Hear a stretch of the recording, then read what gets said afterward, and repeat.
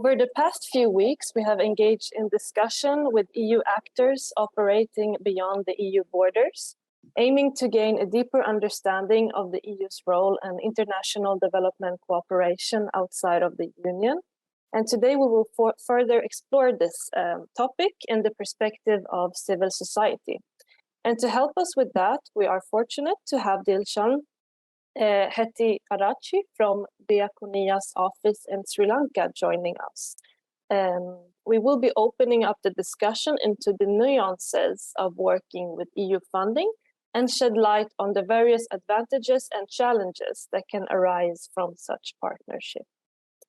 As civil society actors, it is our aim to facilitate more dialogues with EU institutions where we can learn from each other's perspectives. And we are excited to have this opportunity today. And without further ado, I would like to invite our guest for today to introduce himself and to provide us with a presentation. Towards the end, we will have time for questions and discussions. So welcome, Dilshan.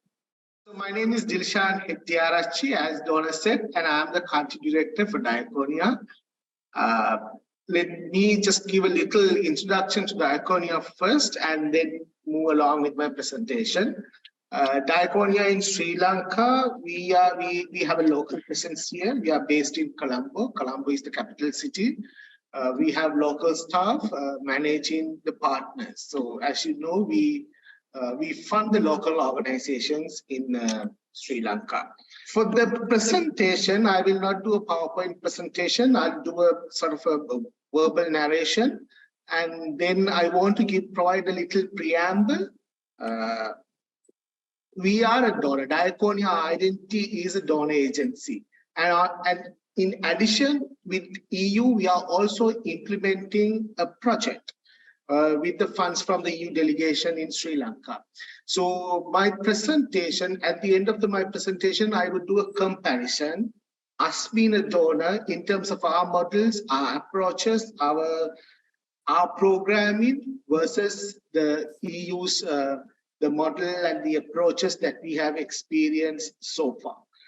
Last year, somewhere in May 2022, there was a call from the European Union delegation. Under the call, the Global Europe Human Rights and Democracy Thematic Program, 2021 to 2027. So the call which came in May 2022 was the first set of this particular call. So we anticipate there will be more call under this frame until 2027.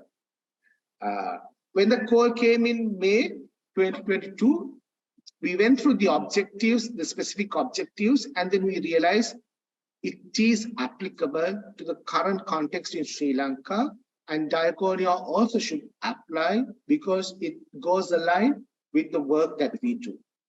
The specific objectives of that particular call was to strengthen the capacities and support actions of activists and civil society organizations in Sri Lanka and the Maldives in order particular to protect and empower human rights defenders and preserve the civic space.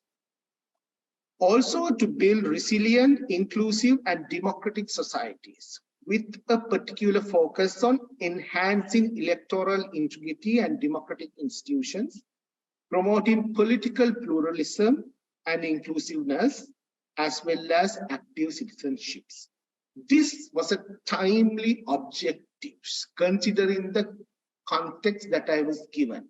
So we didn't hesitate to step back. We immediately decided to apply for this call.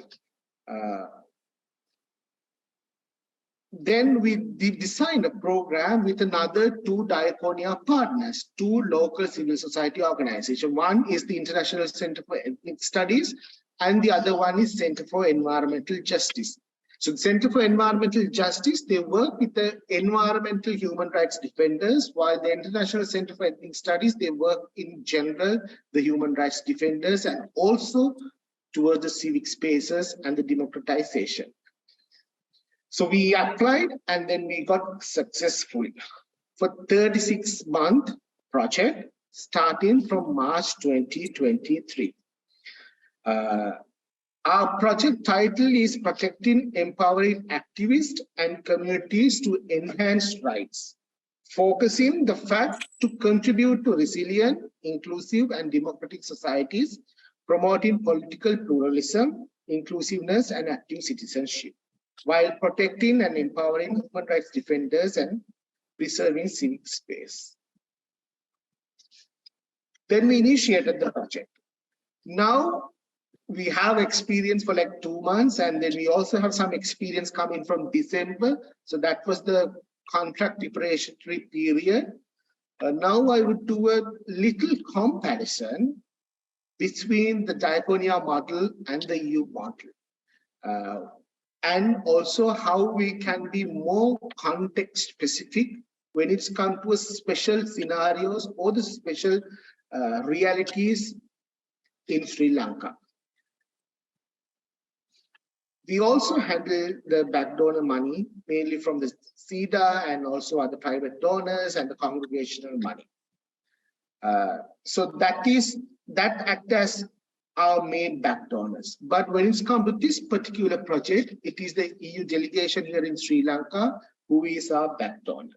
So we see differences between the way that we operate and the way that EU wanted us to operate.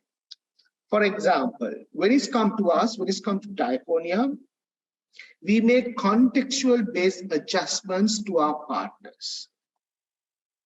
In the current context, it's daily changing, it's rapidly changing. Purchasing power is changing, inflation is changing. So the ability to implement the activity is very uncertainty. So partners have to adjust their work plan, they have to adjust their approaches. So we are also have the local presence, and sometimes we sit together with them and then we support them to adjust their plan to navigate through the contextual realities. But when it's come to the EU related activities, it is not possible because it's been approved, especially the actions for the first year is just, you can't change that, right? So it's very difficult. Now the things have changed, the inflations have changed. So it is very difficult in a context which is rapidly changing when adjustments are not possible, at least during the first year. We also provide feedback. We as a donor, when it's come to Diakonia, we provide feedback, we do our monitoring, we do evaluations, we provide our feedback for them to, come up with certain amendments. But we don't see that from the EU because our interactions are mainly on e-spaces, mainly through the emails. So such adjustments, such feedbacks is limited so far.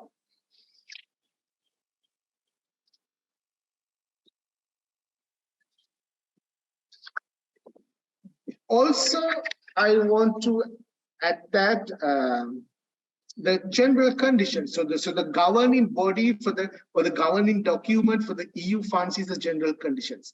I'm not sure how specific that general condition document when it's come to the current context of Sri Lanka.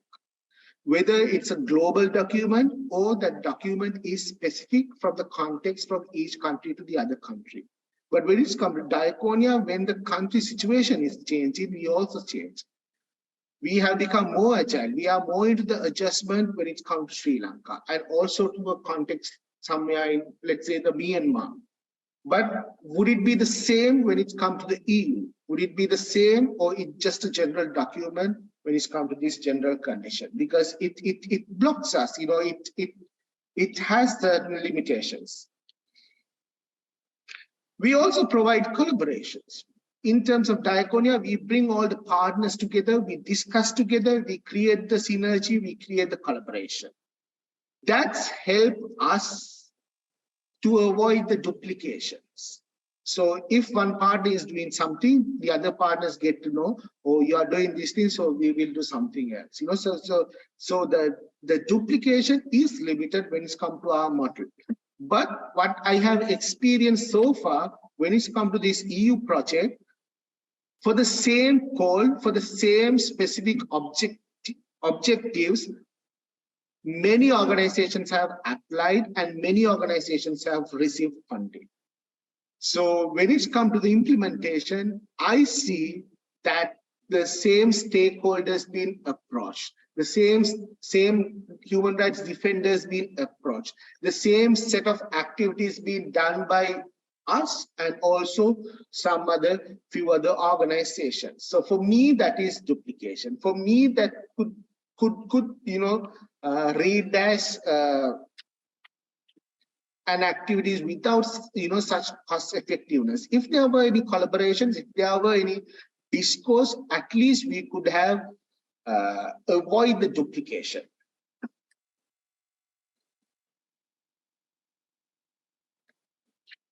I also see a difference when it comes to the soft aspects. The soft skill, I mean, we are very approachable. Our partners can call us, they can text us, they can come to our office. So there is no bureaucracy, there is no distance when it's come to us and the partners. So that works for us. But when it's come to this particular scenario, when it's come to the EU, I see the elements of bureaucracy. We don't get reply sometimes, sometimes you have to just upload it to the system, you don't get a acknowledgement, you don't know what has happened. In a context like this, it's very difficult. It's very difficult. So if they can reduce their bureaucracy, at least for contexts like Sri Lanka, then that would be more fruitful. I will end this session with a positive note. The positive note is when I see this call and also what I hear, they have more funds. We are sure so that for this, for this particular call, they have started with small grants, but when it's come to 2024 and 2025, there'll be more funds, and that's good and that is needed. But on the other hand, when it's come to Diakonia, we see budget reductions because of the government change in Sweden and all these aid-related dynamics. So in terms of Diakonia, we see a budget reduction in the coming years. But when it's come to the EU, I see, based on this, there are some good amount of money is available, which is good. So I see the need that we also need to advocate with the lobby with the EU, but also we need to continue our advocacy and the lobby with the Swedish government and other counterparts as well. Thank you, and I am willing to answer if there's any questions. Thank you, Dilshan, for this very well elaborated and nuanced discussion. We will now open up for questions. If you feel comfortable writing the question or if you want to take it verbally, either way goes very well. Yes, Ulrika Persson. Yes, good morning and good afternoon. And thank you so much, Dilshan. It was really, first, it was really interesting to hear about the context in Sri Lanka that you have told us many times, but it's good to hear. I was wondering, I also thought that this comparison on partnership, you can call it, how EU manage and how you as Diakonia is managing. Do you see any possibility to influence EU in how they can coordinate, how they can communicate, how they can be more responsive? Do you have such contacts in Sri Lanka? Thank you. So I could say also that I work with RFSU in Sweden. Yeah, thank you. So thank you, Ulrika. So this is the thing, when it comes to how do I say the donorship partnership, our model is very flexible. We have program officers, we have the finance and admin officers. They visit to a partner organization and then they engage in the discussion. But when it's come to the EU model, it is not like that. There is one program manager. So program manager is responsible for number of the grantees. I think our program managers is responsible for 7 or 8 grantees. Because of the bureaucracy, so far the engagement had only through the email. We have invited them to our office. We have invited them for a meeting with us and our co-applicants. We wanted to introduce them, but those have not been successful. So I see the point, but we tried our level best, but we have not been successful because we wanted to share these things. We want to raise certain things. And now and recently they came to us, they have emailed us saying, if there's any discourses regarding the adjustment, we have to submit it to a system. But they don't want to change anything when it's come to the first year of the actions. Yes, thank you. We have first one question from Nina, and then we have one from Daniela. So we will start the one in the chat. It's from Nina from WeEffect, asking, how do the taxes affect INGOs? As we understand, increased taxes also imposes on INGOs income, which affects not only our partner organization, but also the administration costs of our offices. Are there any reaction from international donors? It's massive because, for example, let's say the NGOs and INGOs all have to pay the taxes. So because the INGOs also been governed by the act called the Company Act. So it has been developed for the corporates, but in Sri Lanka the NGOs also being governed under the Company Act, Company and Office Act. So we are also liable to pay the taxes. So that has affected, for example, the massive tax has really affected my annual budget because we were not prepared for this. This was not planned. This was not intended. So we pay massive amount from our salaries. And the staff also demotivated in a way, So I know a lot of my colleagues from the other INGOs and the NGOs, they also have left the country because they cannot survive with this massive tax being imposed on their salaries. That is one thing. But the most sad part is when the funds come to our accounts, to the local, let's say the Diakonia account, when the Diakonia head office remitted our allocations, we pay a tax to the government. We call it NGO tax. So we have paid that tax to the government. So in addition to that, they want us to pay tax once again from our salary. That is not fair. So once we as the Diakonia, we approached the Director General of the National Secretariat of the non-governmental organization. That is the government agency which govern all the NGO related stuff.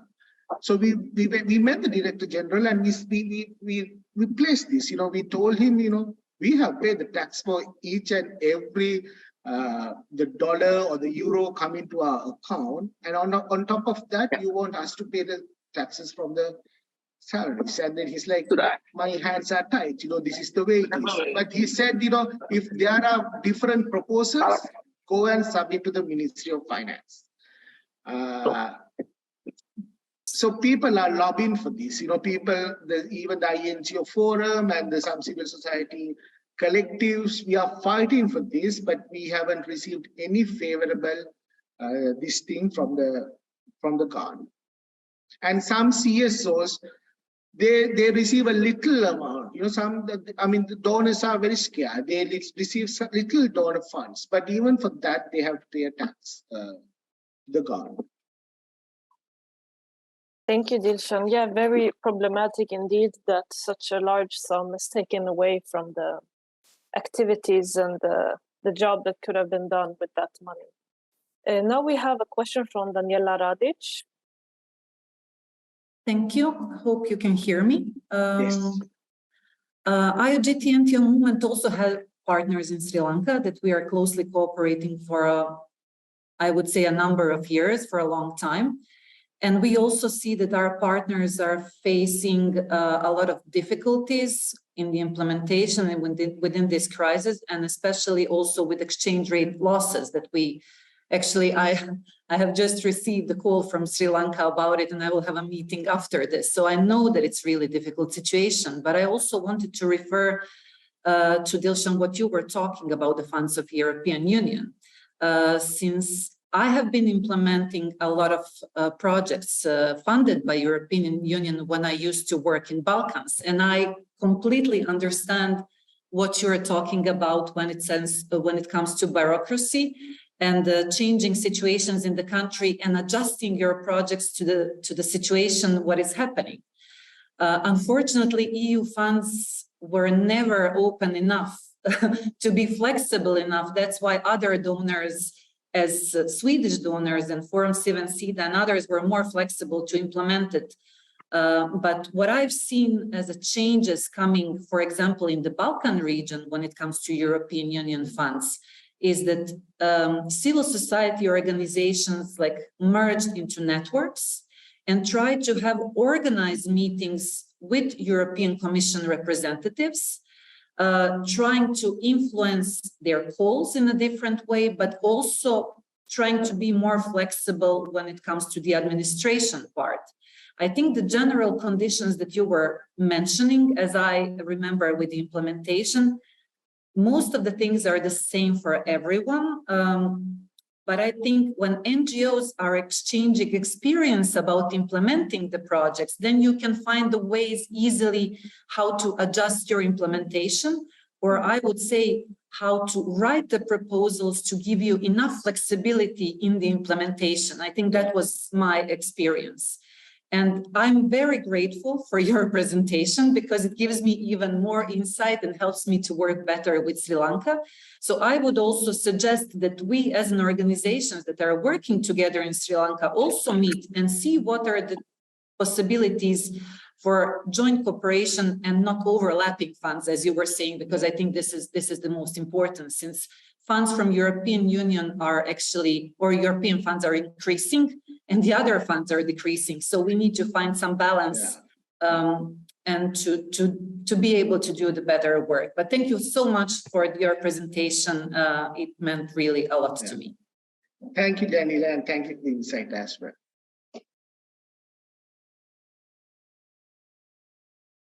Let's see here. I accidentally, the chat disappeared from me, so I just need to find that adjustment. One moment. Let's see, if someone is raising their hand, they can just take the word. Otherwise, no. Okay. So we are also in an EU project as we speak. This one will end. Like we're wrapping up the activities, and it has been really important for us to kind of find a way to have these discussions of how also the NGO or INGOs can help to affect or have an impact on how the budget grants can be designed differently. But it's also a challenge to see how these discussions can reach and how they can have a real impact. So it's really nice whenever, like just Daniela Radic, like the comment you made and how NGOs can work together just to have this conversation and take it forward even after this EU digital breakfast. It would be good to keep this idea alive somehow. Yeah. Perhaps can I share one thing, Of course. I mean, yes, as Daniela said, it's the synergy between us is important. Also, I mean, this is something a friend of mine shared with me. I mean, who used to work in Bangladesh. So he said years ago, in addition to the civil society, the pushing or lobbying with this EU or the UNDP and all, he told me even the heads of the foreign missions also can influence each other. For example, the Swedish ambassador can influence the EU ambassador because they get to meet each other, they get to see each other. But unfortunately, in a country like Sri Lanka, we don't have a Swedish embassy. We don't have a Swedish counterparts. Now we used to have a close connection with the Royal Norwegian Embassy. They are also trying to close the operations here in Sri Lanka and to move to India. But I'm just throwing this out because for another country, this could be a possibility. Get the support of the Swedish embassy to send the message to the EU ambassador. Yes, to use the diplomatic connections that are there. I'm just writing things down as we're having this discussion. For anyone who just joined recently, it is open for questions. So if you have a question, you can write it in the chat or you can just raise your hand. Dilshan, I'd like to, since no one is asking any question quite yet, I'd just like to ask you, the EU project that you were launching, it was designed to create a digital sphere or to enable activists to continue on their work online. Is that correct? Not really. No? No. Okay. It's that could be one aspect, but also we want to protect them because the scrutiny is very high. And also the activist, the young activist and the activist, the things have become digitalized now. So they are also highly involved in the digital activism. So we really want to train them and also we want to protect them. So digital security is the key. Not only the human rights defenders, but also the environmental rights defenders. We are going to work closely with the environmental rights defenders as well. With the current economic situation, government is trying to give the lands and the forests to the mega companies from other countries, mainly to China and also to India. So environmental rights defenders are very active because they have to voice against the environmental destructions and also the impacts of these major development projects. So we want them to effectively use the digital space, but also we want them to protect themselves and also ensure the safety and security when it's come to the digital spaces. So it's the both side actually. Oh, okay. Thank you for that clarification. Now we have two questions. We'll start with Sigrid Bergfeldt, and then we have one question in the chat. Thank you very much for a great presentation about the political situation, especially, and also the relationship with EU and the complexity. We Effect and Diakonia share a common partner in Monlar in Sri Lanka, and I'm sure that through our country office you are constantly collaborating. But me working for Sweden, obviously, as a regional program officer for this region is a bit more distant.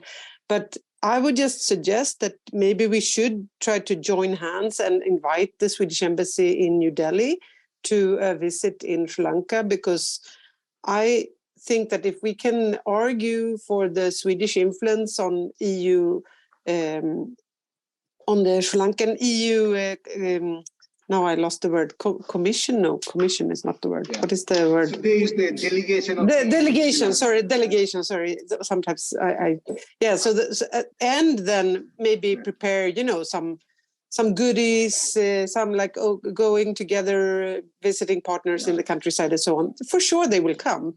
And maybe it's the right timing for that type of actions. And we know, you know as well, that we have had some successes when Swedish strategic partner organizations are joining hands and trying to get political action out of the embassies. We have done these delegation trips together with the general secretaries from Sweden in, for example, Palestine and Tanzania, with quite good results, I think.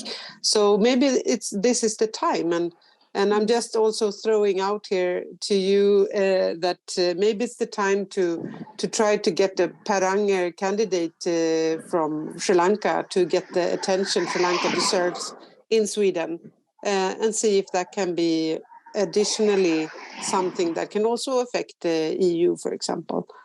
then we all know that EU is also a complex grant giver, even if WeEffect has also gained a lot from all our EU grants, but still it's a different set of regulations when it comes to, for example, reporting, and also the things that you are also lifting, the inflexibility of EU when it comes to changing programs,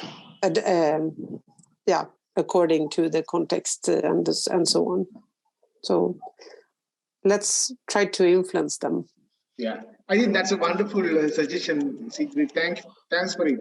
So yeah, so Diakonia, if we come together and then if we invite this Swedish counterparts and others, in Delhi, yes, and also we also might be able to influence them for their embassy grants. Even though they're based in Delhi, perhaps but they don't have any SIDA grants at the New Delhi office, so that's the problem. Yeah, that is not a bilateral country. Yeah. Okay. All right. Yeah. There you go. Yeah. Sure. I'm really liking this conversation on not just what is happening, but also how it can be changed. And I see now that we have another question, or actually we have two. We will start with Daniela's question. She was wondering what is the number of CSOs funded by the EU funds in Sri Lanka and how they are perceived by the government. Okay. From my understanding, the program manager who coordinates with us, she herself handles around 7 grantees, but it's like Diakonia. So, for example, for our action, we have another 2 local CSOs part of this. So I believe, if it's 7, there could be like, at least 20. At least 15 to 20 local organization part of the program when it's come to her. But I'm not sure whether there are other program managers also, and they also might have their own the organized or the grantees. So I am not aware of the exact CSO's numbers when it's come to this particular grant. But I know the nature. I have seen the nature of the CSOs who have received the funds. We are an INGO, and then we were able to secure. And this was the first time in Diakonia history in Sri Lanka that we secured a EU grant. During last 4 years, we applied for 4 grants, and we were not successful. So this is the first time us being an INGO and also we being a donor agency, we were able to secure the grant. But I know for sure organizations, the many INGO implementing organizations, they are successful. They always get EU funds in Sri Lanka. For example, Save the Children, World Vision, Acted, Humanity Inclusion. For every grant, they are successful. And I know for this grant also, some of them are there. In addition to them, in the recent past, this is a very good sign according to me and also according to Diakonia. They are giving continuously for some of the local organizations who act as the lead applicant. For example, in 2017, Diakonia supported with a consultant for one of our partners to submit an application to the EU. They got it. And also somewhere in late 2019, they once again submitted the proposal, they got it. And for this call also, they are successful. So for almost like 7 years, they are continuously receiving the funds from the EU. That is a good trend where local organizations also can come together as consortium and then they get successful without an international organization. But unfortunately, I'm not aware of the number of CSOs that they are funding. Thank you for that question and the response. We have a comment from the chat. It's from Blanka Simonkova, and she says she thanks you for this very interesting conversation and says that she fully understands your concern about the complexity of the EU grants. Blanka is herself a finance controller of this CONCORD Sweden EU. Can I please ask Ida to mute the we can hear it from. Anyways, we'll continue. She is herself a controller of CONCORD Sweden's EU project, and it is a 120% job. But we have all possible means available in Europe to do it and to find a way to jointly influence the EU delegation with INGOs. And would there be a way forward? And she thanks you for the conversation. So once again, there is an interest to have a joint influence on how we can improve these collaborations. Yeah, so it's very clear during this conversation, if at least we need to start from somewhere. At least if the Swedish INGOs can come together and then push for this, that could be the first step. So likewise, if other organizations also would willing to take part. Yes. So we still have room for questions if anyone has one. Otherwise, to summarize what we have discussed so far, the benefits of the EU calls is that there is an opportunity for smaller NGOs to get the grants if they collaborate with the bigger ones.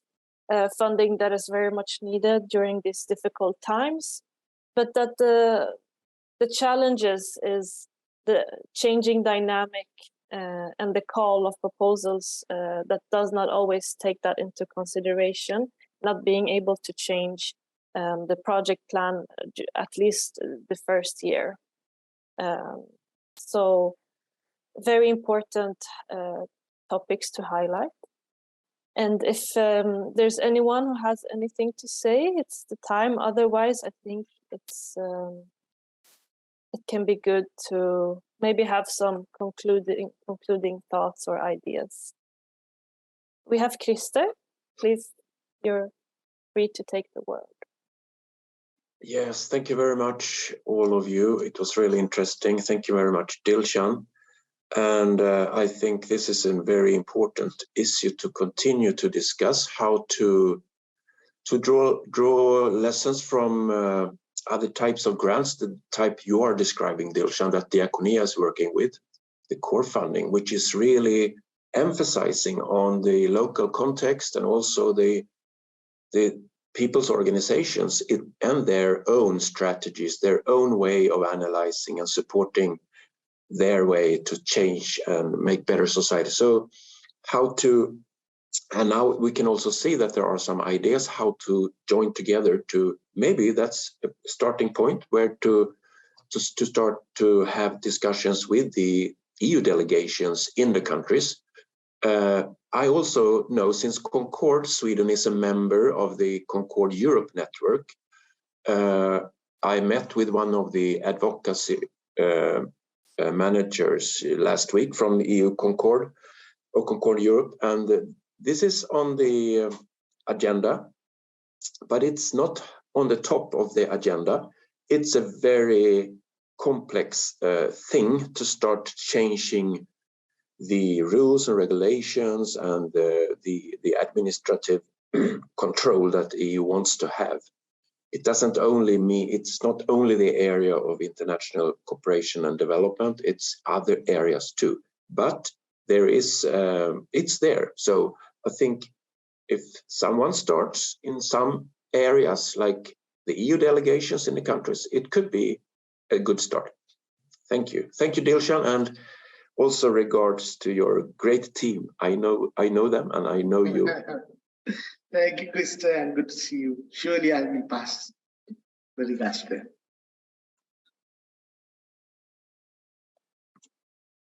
Yes, we did have, we invited the EU delegation from East Timor on our last Digital EU breakfast, where we were discussing ways in which EU delegations can be inclusive partners with the local CSOs. So those discussions exist, maybe not necessarily between the EU delegation right now in Sri Lanka and the CSOs, but that it can potentially become a prioritized topic to discuss. So yeah, as I don't see any more hands or any more comments, I'd just like to take a few minutes to thank you, Dilshan, for assisting us. I know it's a hectic time right now, a lot of things are happening, but we are very fortunate to be able to learn in this discussion together with you. And also there will be a survey sent out to everyone who has participated in this Digital EU Breakfast series. We want to be able to always improve our activities and to see where we can widen the conversation. Yeah, we just have received, Sigrid would like to pose a question. Sorry for coming in so late, but I just thought now that to get more attention to Sri Lanka, I mean, it's also important that we use the systems within the saving human rights defenders. You know, that's almost like a special niche within the development cooperation world, with the UN having focus and so on. So if we have people that are really threatened and so on, and I know we do have in Sri Lanka, I mean, that maybe it could be of benefit to kind of lift their cases to the different UN and other parts that receives complaints on human rights defenders being harassed and so on. I'm just saying this to emphasize that sometimes, I mean, it seems ridiculous, but that is also giving kind of the eyes, the international eyes on Sri Lanka. Yeah, we do that actually. Sorry. We do that. I can imagine. Yeah, sorry. We do that, and mostly our partners, they do it because when it comes to Diakonia works, they implement. They do it and they raise it, and they in fact, raise the issues even at the Geneva level as well. We also support them, like, when it comes to their security, we as the donor, we also take certain actions. We support them for their security and safety plans. And if they need legal support, we provide them the legal support. Yes, they work with human rights defenders, but then we also support them, and we also provide the capacity. We provide the capacity building for them in order to handle such cases, and that is the Diakonia model though. But I don't see that in the EU model, even though they wanted us to work on the human rights defenders and protect the civic space. It's not clear on the contract, or it's not clear on the papers. What will happen if something happened to us? What is the channel that we need to go to them? Whether they take the accountability, whether they support us for our capacity building. That part is not clear for me when it's come to the EU actions. But when it's come to Diakonia, that part is very clear to me. Yeah. Very good. Sorry for lifting it up. Obviously, you're already working on this, and the partners as well. I think that one part that is missing a bit, also when I asked some people in Sri Lanka, is the psychological support to human rights defenders. So that could be additional niche to the other security plans. Yeah. But anyway, I'm sure, I know that Diakonia works very well in this sense. Thanks. Yes. No, thank you, Sigrid. That was it for today. Thank you very much, Dilshan, and all of you participating. And it has been really interesting to engage in this conversation. And yes, thank you so much, Dilshan, for today and all the participants. Thank you, Donna. Thank you, Eileen, and thank you, Krista, for inviting me this. And thanks for all the valuable comments and also the solidarity. Thank you all.